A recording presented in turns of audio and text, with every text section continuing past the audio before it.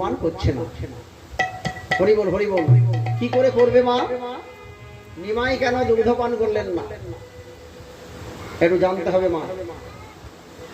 ভগবানকে পুত্র রূপে পেলেন ঠিকই, কিন্তু স্তনধারা পান করছে না। এটা পূর্বজন্মে অভিশাপ ছিল, পূর্বজন্মে অভিশাপ ছিল মা। কাঁদালে কাঁদিতে হয়। আপনি যদি একজন কাউকে কাঁদান, আপনাকেও কাঁদতে হবে। কাঁদালে কাঁদিতে হয়, এ কথাটি মিথ্যা নয়। হরি বল হরি বল। সচিমা কাঁদিয়েছিলেন, কাকে কাঁদিয়েছিলেন?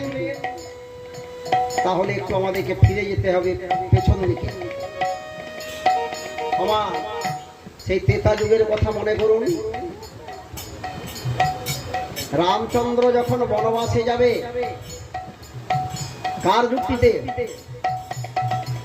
কইকেয়ী মায়ের যুক্তিতে।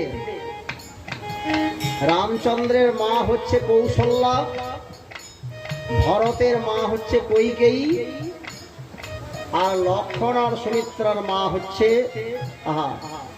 লক্ষ্মণ আর শত্রুঘ্নের মা হচ্ছে মা সুমিত্রা। যাই হোক, রামের বনবাস হলো, কইকেয়ী দুটো বর চেয়ে নিয়েছিল। অনেক ঘটনা আমি ছোট করে বলছি মা। কইকেয়ী দুটো বর চেয়ে নিয়েছিল।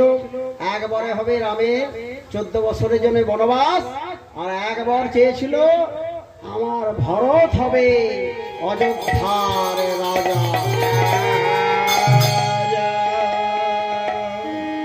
এবার রামচন্দ্র মা বনবাসে চলে যাবে।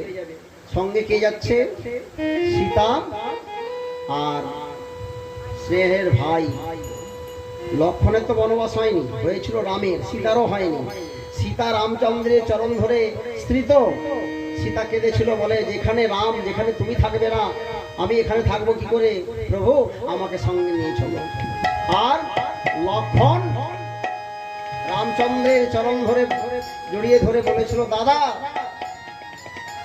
দাদা, তুমি যদি 14 বছরের জন্য চলে যাও,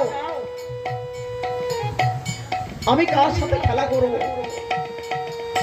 তাই লক্ষ্মণ কি করেছিল? রামচন্দ্রের দুটি চরণ জড়িয়ে ধরে বলেছিল, দাদা, বলে আমিও তোমার সঙ্গে যাব।